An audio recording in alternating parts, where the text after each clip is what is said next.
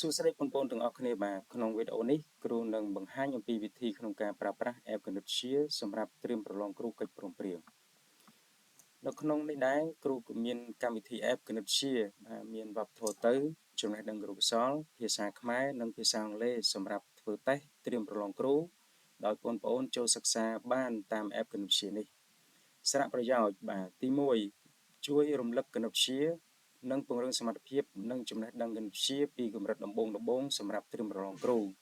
ទី2អាចដឹងកម្រិតនៃចំណេះដឹងគណិតវិទ្យាដោយមានបន្ទុករាល់ពេល submit លំហាត់ទី3មានចម្លើយសម្រាប់ផ្ទៀងផ្ទាត់ទី4អាច save ជា PDF បានទុកអានពេលក្រោយទី5ដឹងបន្ទុកដែលបងប្អូនអនុវត្តលំហាត់ទី6បាទអាចជួយបងប្អូនខ្សោយគណិតវិទ្យាមានសមត្ថភាពមធ្យមនិងខ្លាំងផ្នែកគណិតវិទ្យាទី7និងសារៈប្រយោជន៍ជាច្រើនទៀតបាទតម្លៃសិក្សាគឺសមរម្យគឺ 50,000 រៀលបាទអាចរៀនបានរហូតបាទfree បាទឯកសារនិងសៀវភៅត្រៀមប្រឡងគ្រូជាង 2000 ក្បាលសម្រាប់សិក្សាបាទស្រាវជ្រាវបន្ថែមទី2 free សិក្សាផ្ទាល់តាម Google Meet និង Zoom Telegram Live បាទមួយក្រុម20ម៉ោងសិក្សាក្នុងមួយខែចំនួន1ខែដោយឥតគិតថ្លៃបាទអញ្ចឹងពេលដែលបងប្អូនប្រើប្រាស់នៅ app នេះគឺបងប្អូននឹងទទួលបានការ free នៅឯកសារបន្ថែមសម្រាប់សិក្សាស្រាវជ្រាវជាង 2000 ក្បាល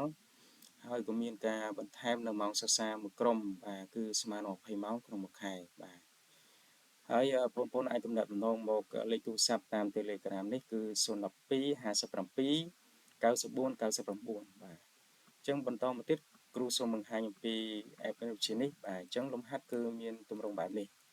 បាទអញ្ចឹងលំហាត់ទាំងអស់ពេលដែលយើងគូតិចគឺមានចម្លើយស្រាប់ដើម្បីយើងផ្ទៀងផ្ទាត់បាទអញ្ចឹងវាមានភាពងាយស្រួលសម្រាប់យើងក្នុងការប្រើប្រាស់បាទអញ្ចឹងសុទ្ធតែមានចម្លើយទាំងអស់បាទអញ្ចឹងមានតាំងពីថ្នាក់បឋមរហូតដល់ថ្នាក់អនុវិទ្យាល័យនិងថ្នាក់វិទ្យាល័យអញ្ចឹងដូច្នេះ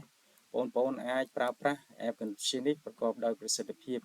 ហើយយើងអាចយកទៅប្រើប្រាស់បានដើម្បីត្រៀមប្រឡងគ្រូត្រៀមប្រឡងបាក់ឌុបបានណាបាទអញ្ចឹងត្រៀមប្រឡងគ្រូឌីប្លូមក៏បានដែរដែលបងប្អូនអាចយកទៅប្រើប្រាស់បានបាទអញ្ចឹងនៅក្នុង app នេះសុទ្ធតែមានចម្លើយទាំងអស់ដែលបងប្អូនអាចយកទៅផ្ទៀងផ្ទាត់បានណាបងប្អូនអញ្ចឹងបងប្អូនអាចសិក្សាស្រាវជ្រាវហើយនឹងពង្រឹងសមត្ថភាពបន្ថែមបាទព្រោះសមត្ថភាពបច្ចុប្បន្ននេះគឺការប្រើប្រាស់ app មានសារៈសំខាន់ណាស់បាទមានសក្តានុពលក្នុងការជួយពង្រឹងសមត្ថភាពក្នុងការរៀនសូត្ររបស់បងប្អូនបាទអញ្ចឹងនៅក្នុង app នេះគឺមានទម្រង់បែបនេះគឺយើងមានជា version ទី1ទី2ទី3ទី4ហើយក៏មានជា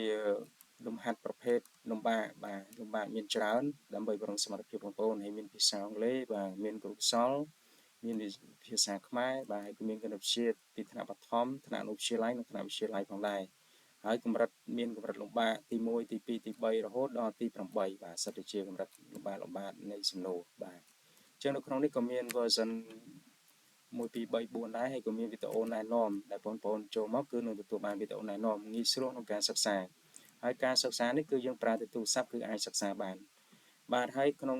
នេះក៏មានលំហាត់ជាច្រើនទៀតបាទគ្រប់បាទផ្នែកនៃការប្រឡងគ្រូគឺយើងមានបាទអញ្ចឹងសូមអរគុណបងប្អូនបាទបងប្អូនដែលចង់សិក្សាបាទអាចចូលសិក្សាបានបាទសូមអរគុណច្រើនបាទ